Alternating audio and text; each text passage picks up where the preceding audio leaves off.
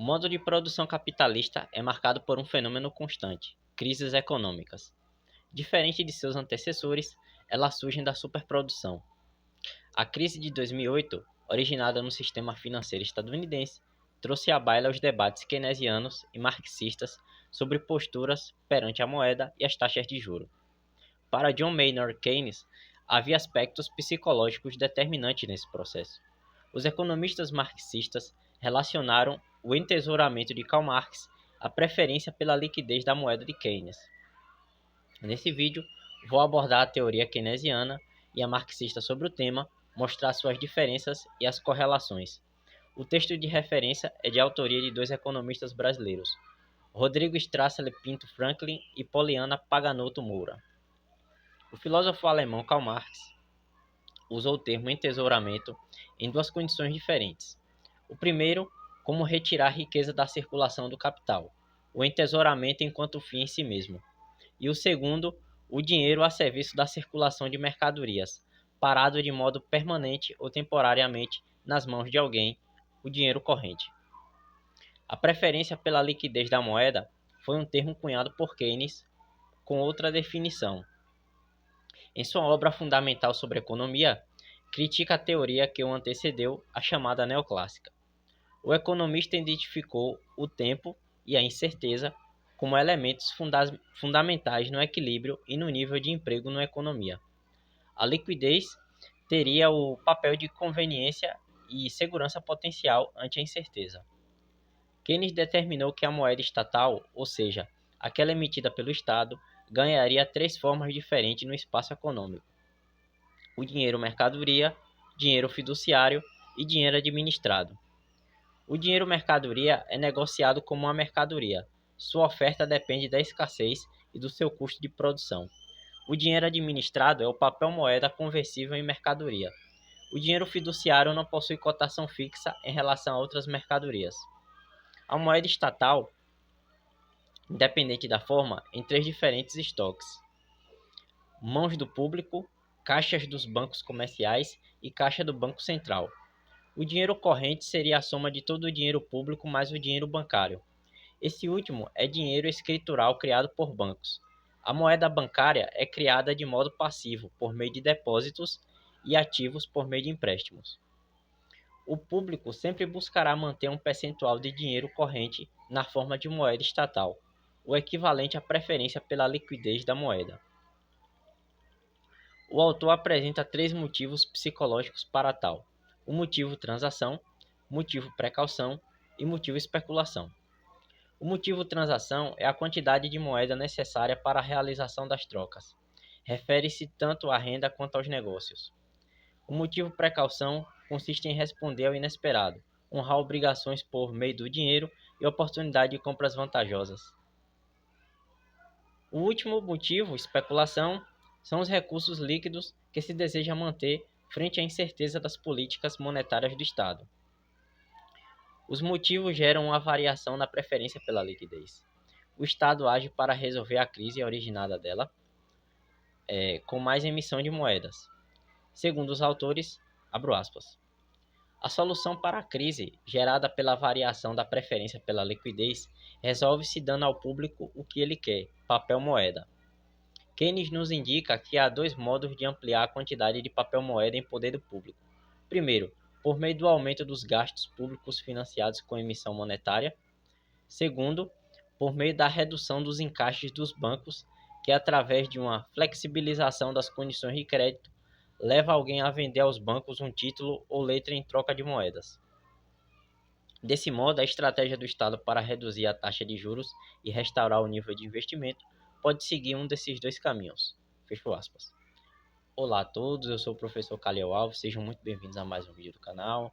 Tá gostando do vídeo até aqui, pessoal? Se inscreva no canal, curta, comente e compartilhe para ajudar na divulgação. Assim você faz com que esse tipo de vídeo chegue a mais pessoas e mais pessoas se interessem por ciências humanas, sociais, e também ciência econômica. Vamos continuar. Diferente de Keynes, Marx não elaborou uma teoria monetária ou do sistema de crédito. Sua obra, a Trilogia do Capital, foi deixada inconclusa devido à sua morte. Os marxistas tentaram preencher suas lacunas.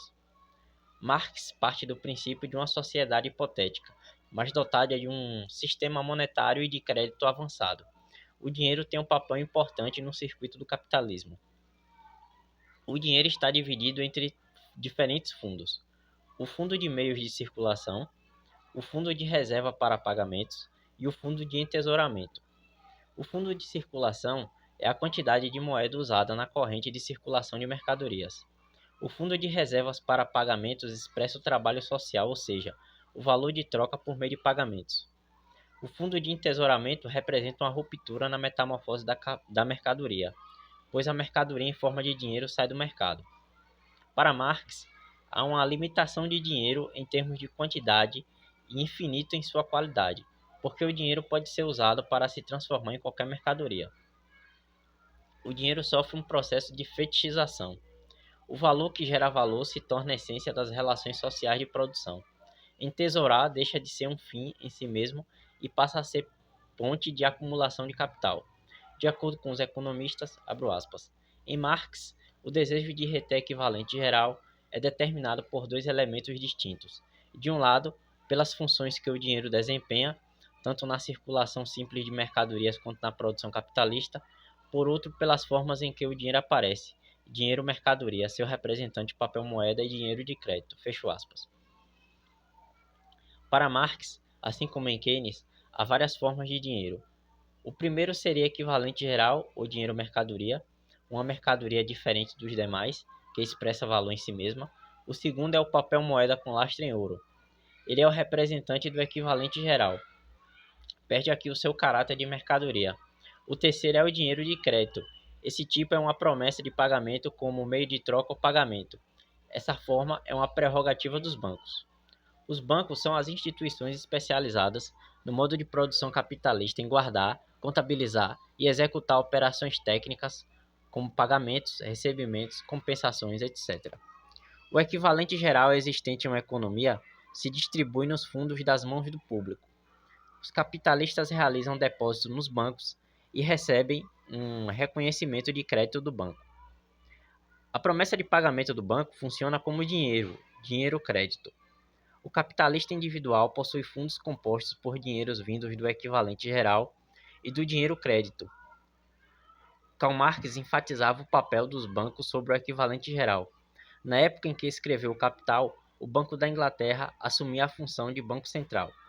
Conforme os autores, abro aspas, a parcela do equivalente geral da economia que se concentra nos caixas dos bancos constitui capital em estado latente, magnitude de valor que pode funcionar como capital se for utilizado para comprar meios de produção e força de trabalho, dando início ao processo de produção de mais-valia.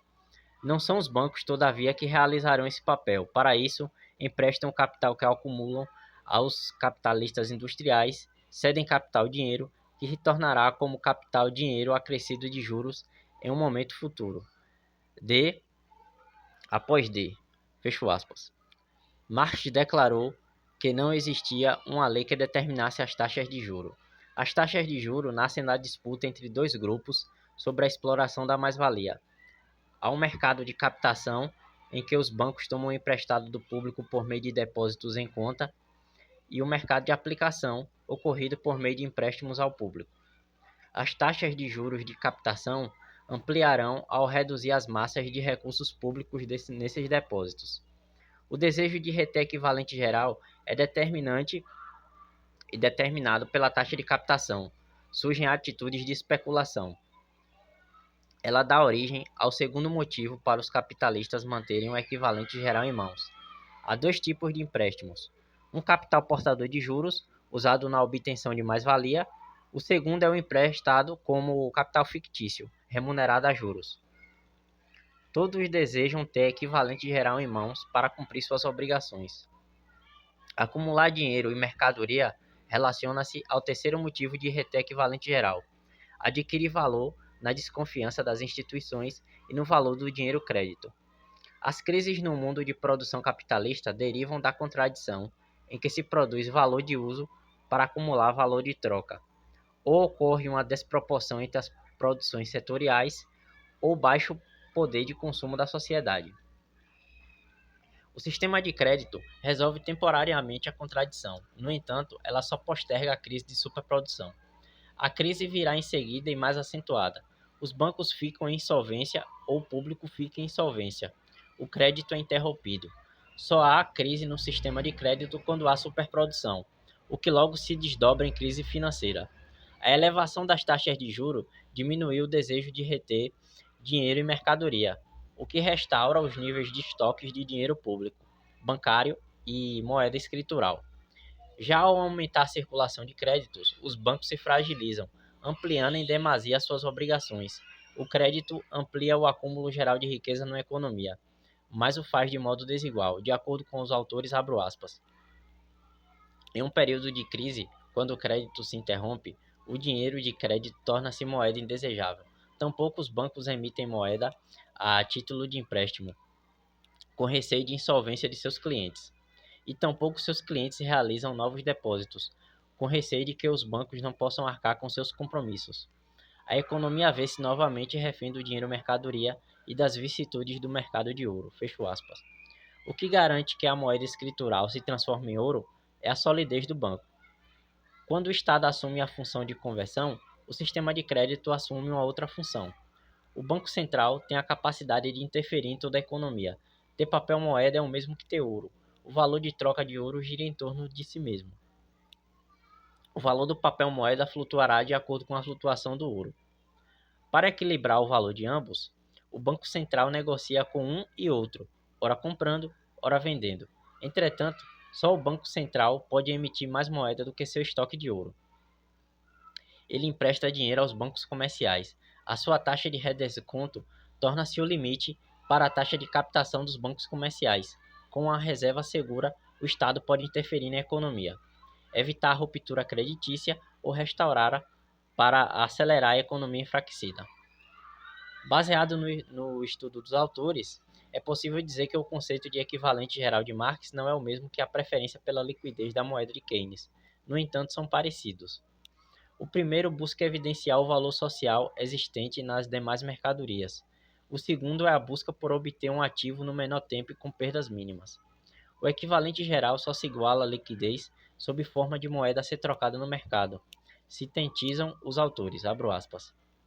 Para Marx, em um modo de produção capitalista, a riqueza se acumula como dinheiro para a realização de 5 distintas funções: circulação, similar à função transação em Keynes, pagamentos e seguro, correspondente à função precaução, acumulação e amortização, as verdadeiras razões de se acumular dinheiro para o motivo especulação de Keynes.